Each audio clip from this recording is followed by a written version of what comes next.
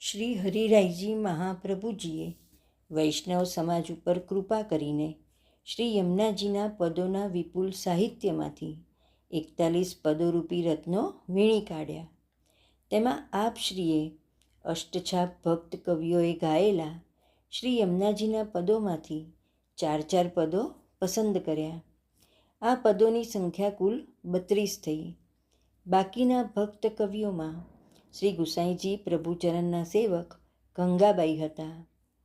તેમના ઉપર શ્રીનાથજીની અનહદ કૃપા હતી.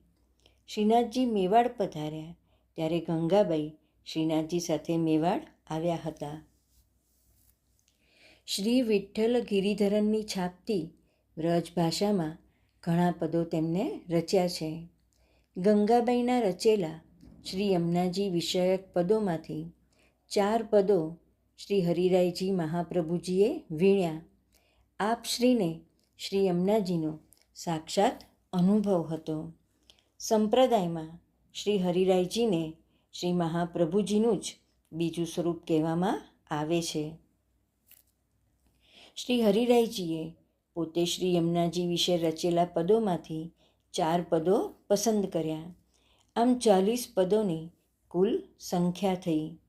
શ્રી યમુનાજીના 41મા પદની રચના શ્રી મહાપ્રભુજીના સેવક કૃષ્ણદાસની છે. આ પ્રમાણે શ્રી યમુનાજીના કુલ 41 પદોનો ગુચ્છ તૈયાર થયો. આ 41 પદોમાં પદ ક્રમાંક 33 થી 36 સુધીના પદોમાં કૃષ્ણદાસની એવી છાપ છે. તે વિશે 2 મત પ્રવર્તે છે. એક મત પ્રમાણે આ છાપ અષ્ટછાપ ભગવદીઓ પૈકીના શ્રી મહાપ્રભુજીના સેવક કૃષ્ણદાસની છે, જેઓ શ્રીનાથજીના અધિકારી પણ હતા. બીજો મત એવો છે કે 252 વૈષ્ણવોમાં શ્રી ગુસાઈજી પ્રભુચરણના સેવિકા કૃષ્ણદાસી થઈ ગયા, જેમણે શ્રી ગોકુલનાથજીના પ્રાગટ્ય સમયને લંબાવવા શ્રી રૂકમણી વહુજીના ઉદરમાં બિરાજમાન શ્રી ગોકુલનાથજીને વિનંતી કરી હતી.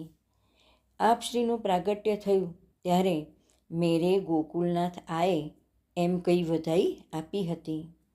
આવા મહાનુભાવ ભગવદીય કૃષ્ણદાસીએ પણ વ્રજ ભાષામાં ઘણા પદોની રચના કરી છે.